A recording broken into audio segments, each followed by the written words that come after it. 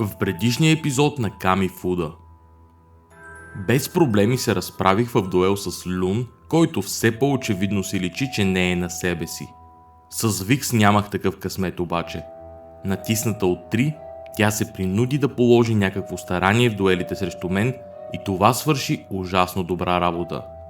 Нейната стратегия беше екстремно ефективна срещу почти всички конфигурации, които някога съм ползвал. След много повторения обаче, успях да й покажа защо съм бъдещият шампион по Камифуда. Време е да продължим към следващия диалог след ужасно трудния дуел от предния епизод и избора ми тук е между това да отида при Люн и да се опитам да му помогна по някакъв начин и това да отида при нашата малка Трисела, която кой знае какви мизерии измисля, но първо избора ми е да отида в магазина. Вечно правилният избор да придобиеш нови Камифуда карти. Легендарна опонента печели Окстиграм 1. Когато вземе демидж, поема едно additional damage. Това е окей, като за начало. Inhibit 3, когато се бие, опонента печели 6 инхибит също така. Не е гениално за ритуал според мен. Vanguard 12 и опонента губи 2 резерв, ако е блокирана, не е зле. Vanguard е ако е касната срещу друга магия. Въпросът е, че най-вероятно това значи аз да я поставя срещу друга магия, не другата магия да ме нападне или нещо такова, но все тая. Мисля, че имам парички за всичко. Тъй, иначе не знам какво го мисля толкова. Хайде, Люн. Люн е моят човек. Не искам да се намесвам в интригите на Трисела. Late that evening. Why does the chicken taste like broccoli and cheddar soup? I may have tried a spell Evie told me about to add a little extra flavor. It was pretty bland and rubbery when I was taste testing it earlier. Well, it's certainly flavorful. It's at least good broccoli and cheddar soup, right? Of course. You passed for way too long. He lets out an awkward chuckle, but gracefully continues to eat my strange broccoli and cheddar chicken. We eat in silence for a minute or so before he finally pushes his plate away. You've been acting weird all night. Yeah. I think I know what this is about. Look, I don't think there's any smooth way to say it, or if there is, I'm too much of an idiot to figure it out. I know you are not doing well, Lune, and I'm worried about you. That's not your responsibility. You don't need to be. I know, it's not. I am regardless. He sighs through gritted teeth. You're a stubborn ass. You know that? Of course I do. It's half my charm. Look, I appreciate your concern, but I'm fine.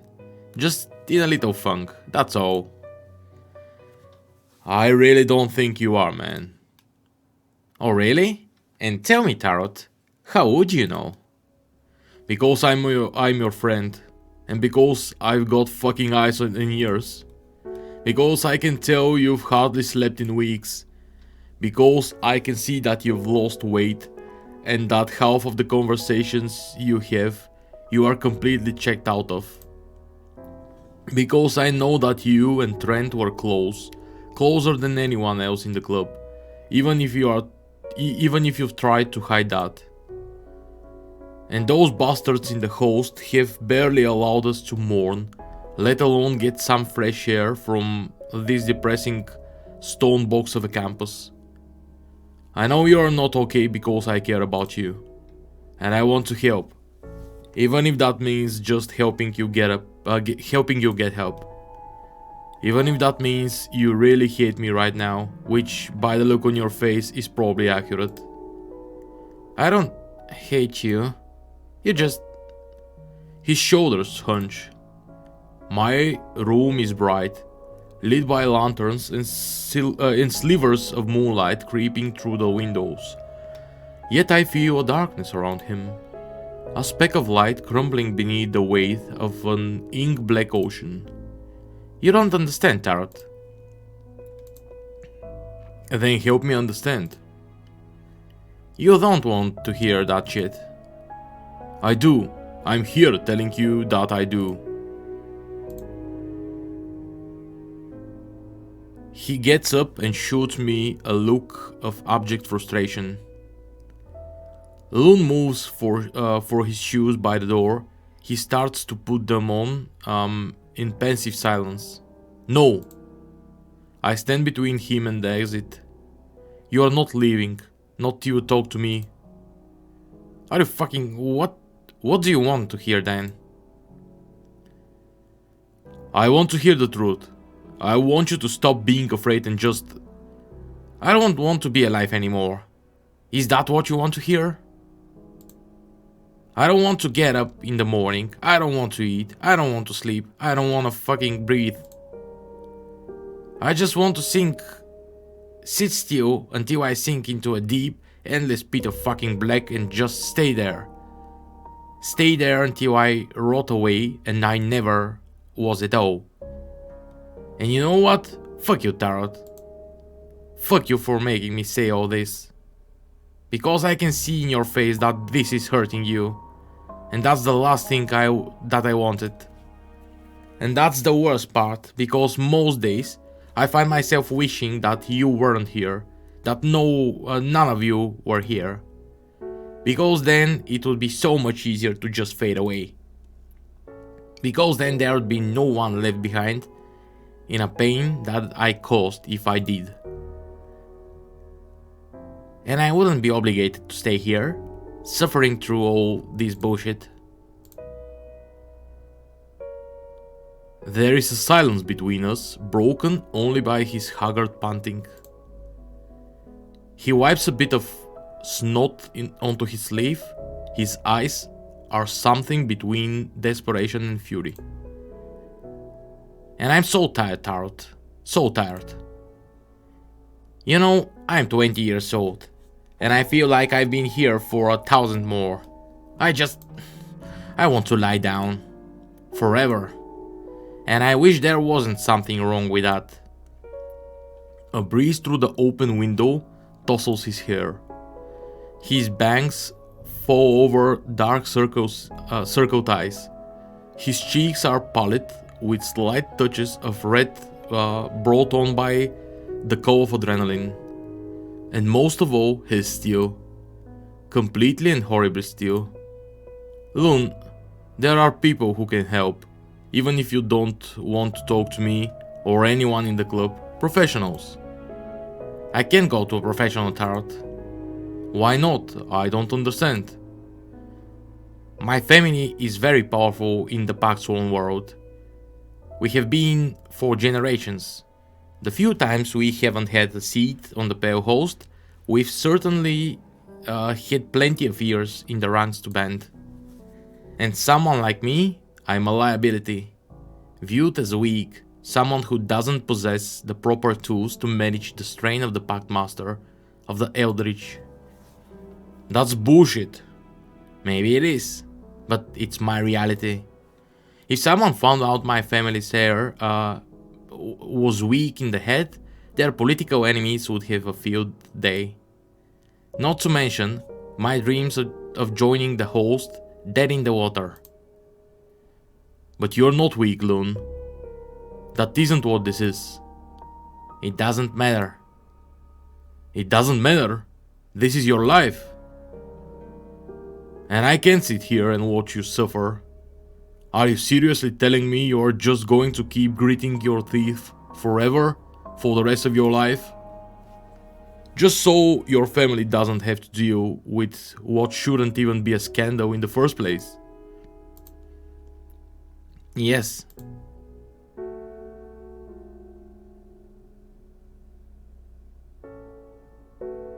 God damn, това е трудно решение.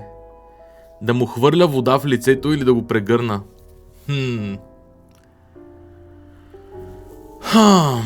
Ако правилно преценявам, Лун, първия подход с прегръдката би бил по-удачен.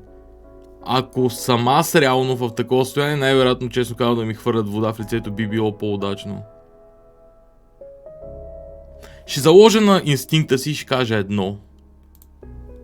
I pull him into a hug. I clamp him tight in my arms and refuse to let go. What are you doing? I'm hugging you. Why? Because I'm here. That doesn't even make sense. I never make sense. That's half my thing. But I'm here, and I'm going to keep being here until you stop being an idiot. I know that you don't mean what you said. I know in heart of hearts. I know that you can't want to keep going on this way. Forget about your family. Forget about the pale host.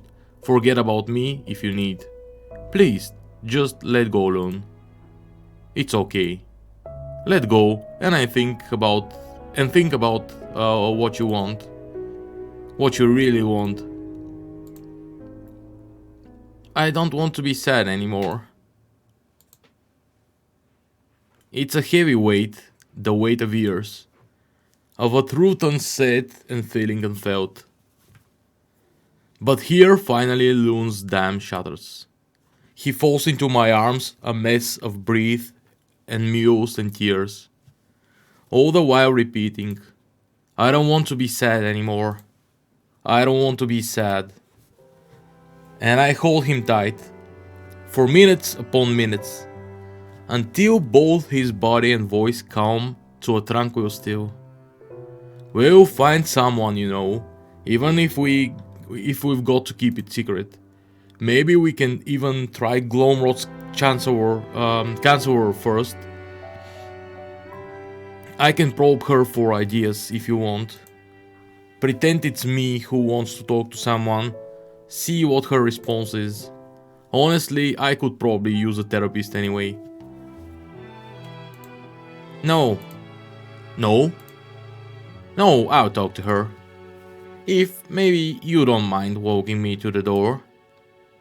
A soft smile builds on my face, and I answer him most ardently. I'd be honored. The hour grows even later, and the lanterns in my room dim for the perpetual grace of the moonlight. We are, the both of us, exhausted. A cocktail of chemicals dwindling as the night presses on. I notice Lun's head is nodding, weakening to the throes of sleep, though he fights furiously against it as he does everything else. Come on, buddy, you are falling asleep on me. I sit him on the floor by my bedroom window before dragging over a blanket from my bedside. And I join him beneath the gloam.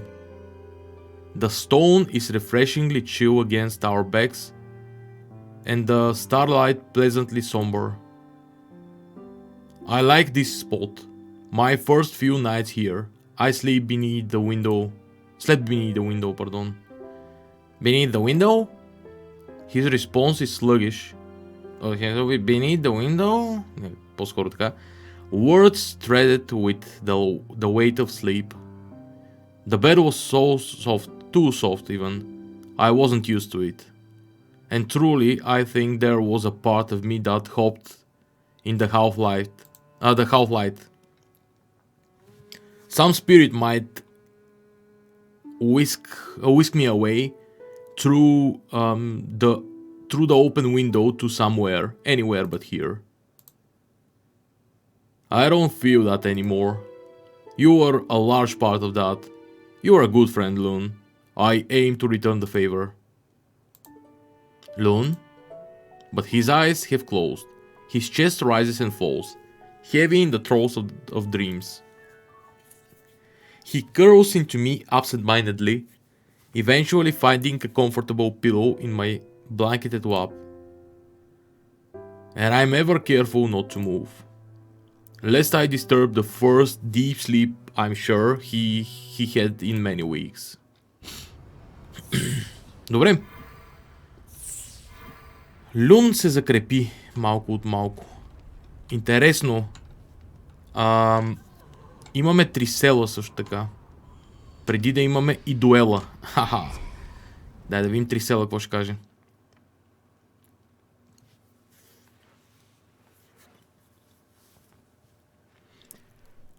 Are you ready, Tarot? She offers me her hand. Between us, the echo catch rings a stark and stickly tone that sends a wave of nausea to my stomach. We cannot know what we might experience once we have given ourselves to the journey. Whether false visions and shadows or focused lenses to times long past, it is sure to be illuminating. And you are sure this is safe? Not at all. I have made some adjustments to the device, accounted for a paired experience. However, we are very much journeying into the unknown. Truly, I have no idea what awaits us. Yes, I'm sure nothing at all will go wrong. I sense hesitation. Are you not excited by the prospect of journeying into the reflections of both yourself and I? I'm curious, albeit cautiously. I feel like this experiment could be pretty enlightening and I'm happy to be doing it with you. But my time at Glomrod has taught me that the Eldritch Arts are anything but straightforward. And supremely dangerous besides. That is a surprisingly sensible attitude. I'm not sure whether to be elated or offended that I keep surprising you by having common sense. I assure you, Tarot, I would not take this journey with someone I did not think highly of. Eldritch Lords above, was that a compliment I just heard? Eldritch Lords above, по-скоро им той. Let's move on. If you are prepared. You shall need to grip me tight, and take heed to never let go, lest we become separated in a land of dream and recollection. I take her right hand, she is more than cold to the touch, and I nearly wince in surprise. You've been holding ice packs in your pockets or something? I have not, though I am aware of the effects of my poorer circulation. My sincerest apologies. I'm just teasing you, Tree. I get cold hands too. Oh, I see. She clears her throat in an effort to recompose herself. Now then. She raises the echo catch with her free hand. Draw on the power within your passions. Focus your eldritch energies through me and into the device. If we are lucky, we may see. The device spins frantically. Metallic rings around its center bend and blur, and a high-pitched whine pains my ears. Around us, the air wrinkles like a mirage of heat. A jolt vibrates in my bones. My stomach churns. It reminds me of a gale force of a roller coaster. Of the gale force of a roller coaster. Well, if the amusement park was especially cruel. Tree's hand tightens around my own, and I reciprocate in turn, as we are thrust into the unknown. The echo catch stops. It hums gently in a deep slumber. It is the club room? Yes, I believe so. It looks a little different. Tree moves to inspect the room, and as our hands are still joined, I am forced to accompany her. She stops near the clubroom bookshelf. It seems especially barren. This is intriguing. Really? The only thing I'm getting from this is that we may want to consider a take one leave one policy. You could not know this, but this particular layout of the books is familiar to me. Familiar? Yes, in fact the club's private collection of texts wasn't always as full as you have come to know. 3 reaches to grab a book off the top shelf, but her hand passes straight through, momentarily disappearing to mist. That is interesting. I mimic her experiment with the same result. It's like we are ghosts. This didn't happen to me last time. I didn't experience anything of the like either. We spent a minute or so interacting with various objects in the room to no avail. The door to the club room opens to our surprise.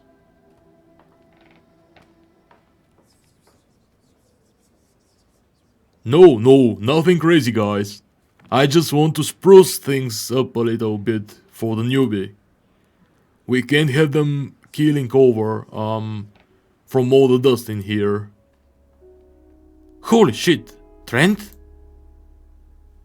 I moved toward him so quickly, I nearly yanked Tree's arm out of her socket. She quickly reaffirms her grip, holding me only halfway to him. Guess it has been a while since we cleaned. Though I'm fairly sure it's Quizzo's turn this time around. Quizzo's likely to be valedictorian. He's got too many extracurriculars to bother with this. Let's lend a hand this time. It'll show our support. Trent, Lun, hello! But the pair's conversation seems to continue unhindered, and without a single regard for myself, the idiot frantically waving to grab their attention. It appears they cannot see or hear us. In fact, I'm beginning to suspect we are unable to interact with any of the events which we are witnessing. I think you're right. But even as specters removed from these visions by time and magic, Trent's laugh feels as real as the day we lost him. I clutch my chest. It's a pitiful attempt to mute the knot which rises in my throat. It remains painful all the same. The door opens again, another familiar face. Zenny, thanks for coming. Sure thing, Trent. What did you need us for though? Did he just call her Zenny? If I'm correct, this is before her mother passed away. She did not begin going by 7 until some time after. That's right, Ihran told me she didn't find out about the accident in the hospital until she read a diary left by her late mother. And besides, she seemed so pleasant. Was she always disagreeable before? She was, in fact. I see, her mother's passing really did hit her hard. There's a new transfer student. I've just gotten word that they are going to join our club. I want to make sure the space is inviting enough before they arrive. Transfer student? Is this the same one folks were talking about in the alchemy class? Yeah, I was wondering that too. I heard some concerning rumors. You both know we don't give stock to rumors in this club. The Kamifuda club is a safe haven for any and everyone who needs it. Well, as long as they are interested in Kamifuda, I guess. I mean, rumors are one thing, but I heard their family kicked the bucket when they accepted their pact. That's some intense stuff. They killed their family? Lun, stop. We don't know that. We don't know anything about them. Besides, you know as well as I that being claimed by a pact master isn't that simple. Any number of things could have happened. A transfer student who killed their family in the midst of their pact. It sounds like they're talking about me. But if this is before Seven's mother passed... Do you know who they are talking about? Ne, po-skoro I wonder why we are seeing this specifically. I mean, last time we jumped into each other's past, but this time around we are just in the club room. That is an astute question, Tarot. Perhaps with us working in conjunction, through the echo catch, the device is taking us to impressions of places that are familiar to us both. Or events of some perceived significance. Maybe. A pulse of wind surges from the echo catch as our ears are buttered once again with the sounds of screeching. The scenery around us, the light, the persons fall into a mercurial state, as if we are looking into the world through muddy waters. Whoa! Did you do that? I do not believe so, though we would do well to figure out the conditions which trigger our transportation. This time, we appear to have manifested in the center of Professor Ihram's office.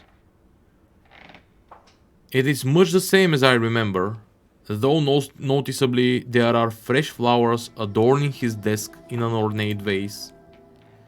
The professor paces the length of the room, asking questions of a student as his signature fireflies hover above them. The mercurial nature of the vision shrouds the student in a thick multicolored fog. They are nigh imperceptible.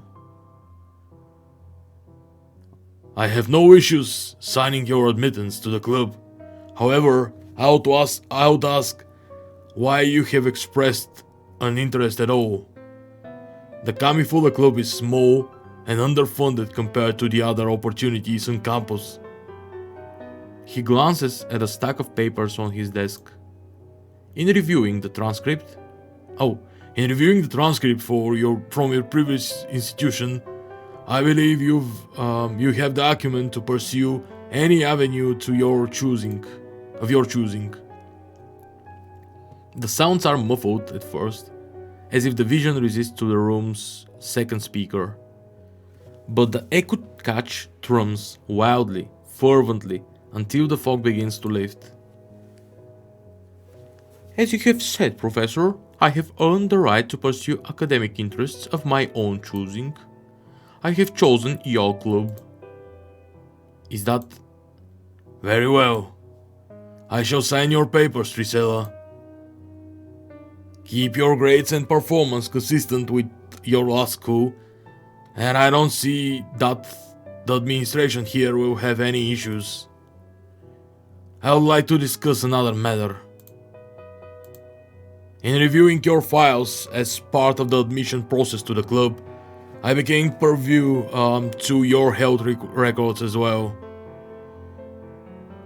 Is that not a breach of privacy? Privacy, по-скоро, как то е? You'll come to find nothing is truly private in the Packthorn world, Trisella. But I digress. I'm concerned by some observations made by your previous counselor. Your academic achievements speak for themselves, but as someone claimed by a Packmaster, stability is a pillar of educational needs. Participating in one's community can... Does this have any bearing on my admittance to the club, Professor? No, I have already admitted to you, as I said. Then, with due respect, I do not believe we have anything further to discuss. I am sorry that you feel that way. If I might, I would implore you to speak with Counselor Vashti. Cases such as yours, I will take your words under advisement, Professor. May I be excused? Of course. Tris Echo leaves his office, dispersing into smoke as soon as she passes under the threshold. Yet Ihram remains. He sits down at his desk again, poring over the files provided him with a furrow etched into his brow.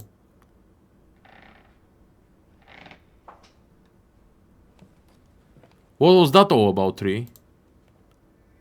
It appears we are viewing a shade of my past. This was in fact my first day at Glomrod. You never told me you were a transfer student too. I suppose I did not. Then this was right after you were first claimed by your packmaster? No. I first made contact with my packmaster many years earlier. However, before Glomrod I studied at another institute of Eldritch Arts. I was in fact moved to Glomrod. The administration at my previous school felt another institution might prove a better fit.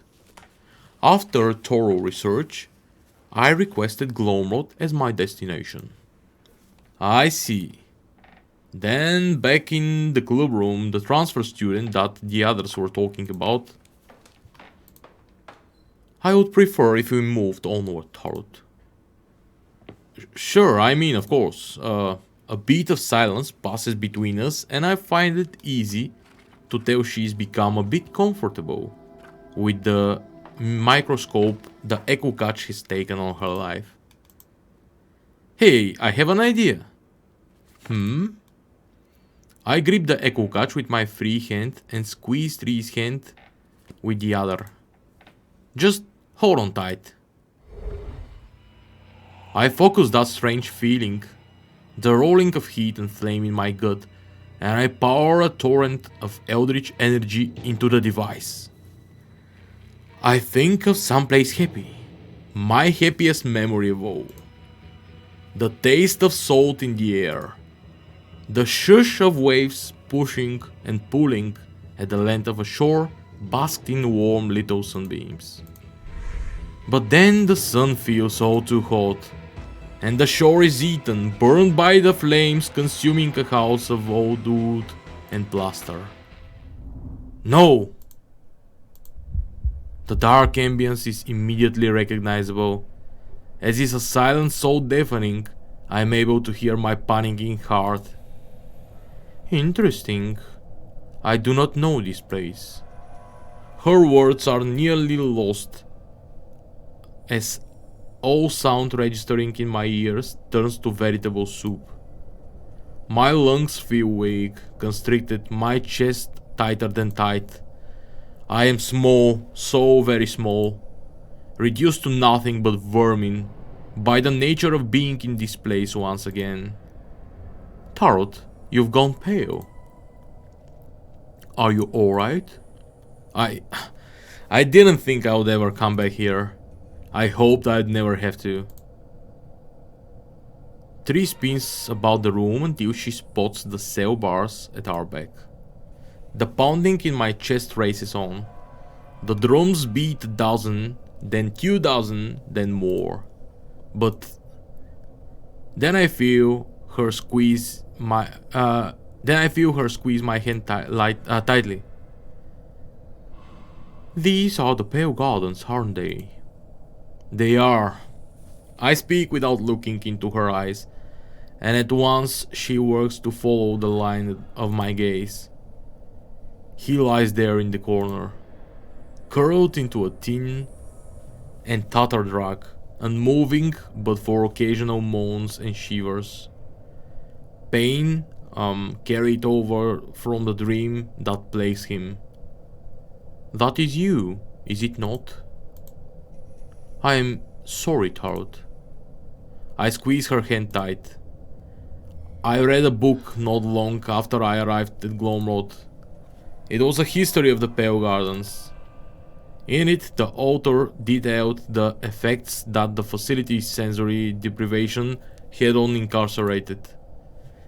There were lengthy sections on the brutality of it, in fact.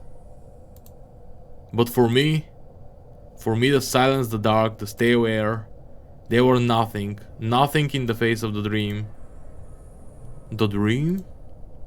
Of that day, the day I did it.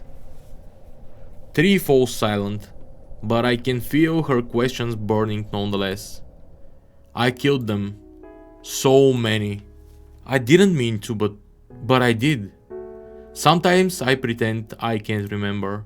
Or maybe it's that I don't want to remember so badly that I make myself forget. But it always comes back to me, my unending dream. Her fingers interlace snugly with my own. It was an audition.